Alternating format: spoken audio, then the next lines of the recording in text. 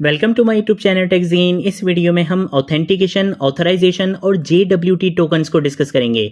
हम देखेंगे कि ऑथेंटिकेशन का क्या कॉन्सेप्ट होता है, ऑथराइजेशन का क्या कॉन्सेप्ट होता है, ऑथेंटिकेशन और ऑथराइजेशन में क्या डिफरेंस है, JWT टोकन्स क्या होते हैं, क्यों इनको यूज करते हैं ऑथेंटिकेशन प्रोसेस में। इन सारे इंपॉर्टेंट कॉन्सेप्ट्स को हम इस वीडियो में थ्योरेटिकली डिस्कस करने वाले हैं।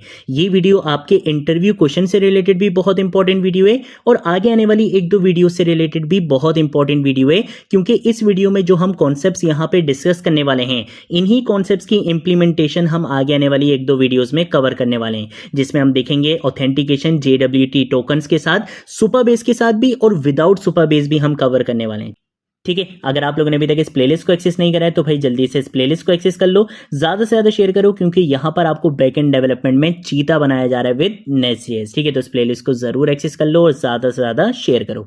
सबसे पहले हम डिस्कस करेंगे कि ऑथेंटिकेशन क्या होता है। बहुत सिंपल सा कॉन्सेप्ट है। ऑथेंटिकेशन का मतलब होता है यूजर को पहचानना, यूजर को वेरीफाई करना कि यूजर एक असली यूजर है या नहीं। जैसे जीमेल में लॉगिन करते वक्त हम अपना ईमेल और पासवर्ड देते हैं अपने आप को वैलिडेट करवाने के लिए, अपने क्रेडेंशियल्स प्रोवाइड करते हैं, तो वहां पर क्या होता है, सबसे पहले चेक किया जाता है ऑथेंटिकेशन में कि ये जो आपने ईमेल एड्रेस दिया है ये रजिस्टर्ड ईमेल एड्रेस है भी या नहीं। अगर ईमेल एड्रेस ही रजिस्टर्ड नहीं है तो भाई तुम्हारे पासवर्ड का मैं क्या करूंगा, चलो भागो यहां से। ठीक है, लेकिन अगर वो ईमेल एड्रेस रजिस्टर्ड है तो फिर मैं चेक करूंगा कि जब तुम रजिस्टर करवा रहे थे तो तुमने जो उस टाइम पासवर्ड मुझे दिया था, क्या अभी ये जो तुम पासवर्ड मुझे दे रहे हो क्या ये वो पासवर्ड मैच करता है। अगर हाँ मैच करता है, इसका मतलब है तुम्हारे क्रेडेंशियल सही है। सॉरी भाई, मैंने आप पे शक किया, मैं आपको अंदर आने दे देता हूं, जीमेल लॉगिन करने दे देता हूं। ठीक है, तो ये बेसिकली क्या होता है, ऑथेंटिकेशन प्रोसेस होता है जिसमें हम यूजर को वेरीफाई करते हैं, उससे क्रेडेंशियल्स लेते हैं। अगर वो क्रेडेंशियल्स वैलिडेट हो जाते हैं, वेरीफाई हो जाते हैं,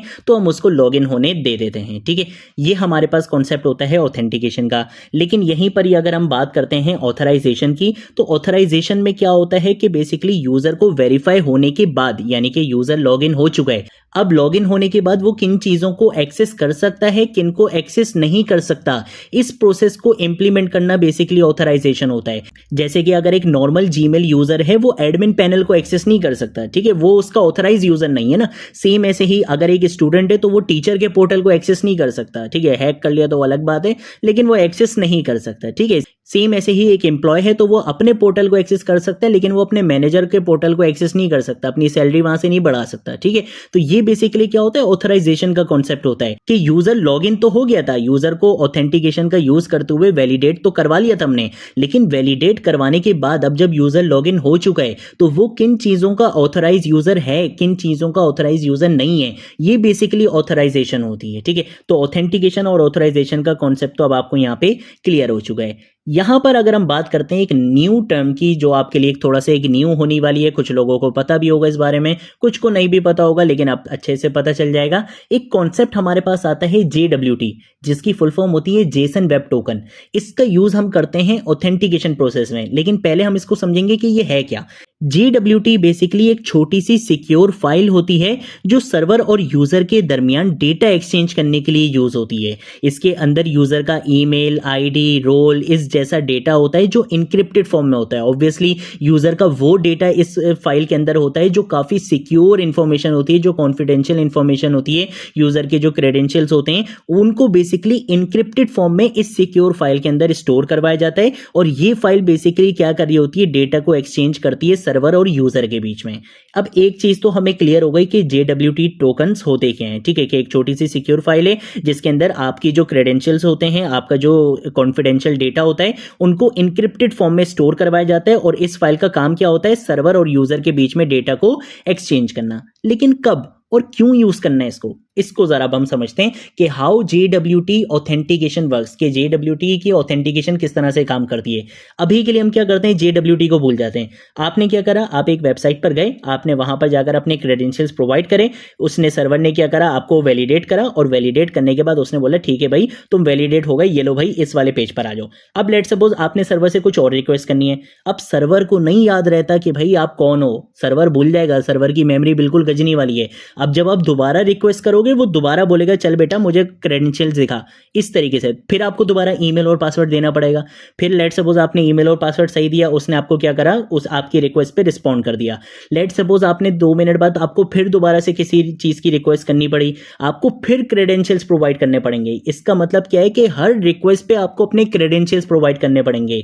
इसी प्रॉब्लम को सॉल्व करता है JWT।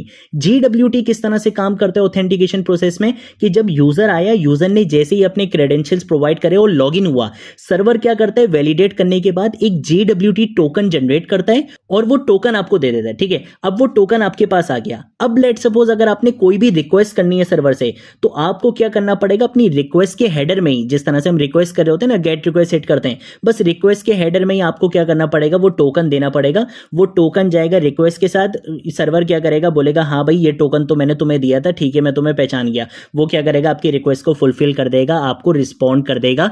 बार बार आपको अपने क्रेडेंशियल्स प्रोवाइड करने की नीड नहीं होगी। ये हमारे पास कॉन्सेप्ट होता है JWT टोकन्स का, कि JWT टोकन्स ने आपको इतने बड़े हेल्प प्रॉब्लम से बचा लिया कि भाई आपको अगर बार बार भी सर्वर पे रिक्वेस्ट करनी है ना, आपको बार बार अपने क्रेडेंशियल्स प्रोवाइड करने की नीड नहीं है। जब फर्स्ट टाइम आप लॉगिन होगे, सर्वर क्या करेगा, एक JWT टोकन जनरेट करेगा और वो टोकन आपको दे देगा। अब नेक्स्ट टाइम जब आपने रिक्वेस्ट करनी होगी तो आपको क्रेडेंशियल्स नहीं देने, बल्कि आप क्या करोगे, रिक्वेस्ट के साथ सिर्फ वो टोकन अटैच करके दे दोगे। सर्वर उस टोकन को वेरीफाई करेगा और आपको एक्सेस दे देगा, आपको रिस्पॉन्ड कर देगा। ये हमारे पास बेसिकली क्या होता है, कॉन्सेप्ट होता है कि किस तरह से JWT टोकन्स काम करते हैं। अगर अभी भी समझ नहीं आया ना, तो इसकी एक रियल लाइफ एग्जांपल ले लेते हैं, इससे तो पक्का समझ में आ जाएगा। होता क्या है कि आप क्या करते हो, अगर आपने मूवी देखने जाना है तो आप क्या करते हो, सबसे पहले टिकट परचेज करते हो। जब आप टिकट परचेज करते हो ना, तब आपको रिटर्न में एक कॉपी मिलती है। ठीक है, एक टोकन मिलता है बेसिकली, जिसमें आपका सीट नंबर लिखा हुआ होता है। अब जैसे ही आप मूवी देखने के लिए गेट से एंटर होने लगते हो, वहां पे एक बंदा खड़ा हुआ होता है, वो बोलेगा कि भाई टोकन दिखाओ। आप क्या करते हो, आप उसको सिर्फ टोकन देते हो, वो टोकन आपका क्या करता है, वेरीफाई करता है और आपको अंदर भेज देता है। सिंपल यही काम करते हैं JWT टोकन्स भी आपके ऑथेंटिकेशन प्रोसेस में, कि जब आप लॉगिन होते हो तब आपको एक JWT टोकन जनरेट करके दे दिया जाता है, और जब आपने दोबारा सर्वर से रिक्वेस्ट करनी होती है तो आपको क्रेडेंशियल्स प्रोवाइड करने की नीड नहीं है, बल्कि आप सिंपल क्या करोगे, रिक्वेस्ट के हेडर में टोकन प्रोवाइड करोगे, टोकन आएगा सर्वर के पास, सर्वर उस टोकन को वेरीफाई करेगा और आपकी हर रिक्वेस्ट को क्या कर देगा, रिस्पॉन्ड कर देगा। ठीक है, तो ये हमारे पास कॉन्सेप्ट होता है ऑथेंटिकेशन का, ऑथराइजेशन का, JWT टोकन्स का।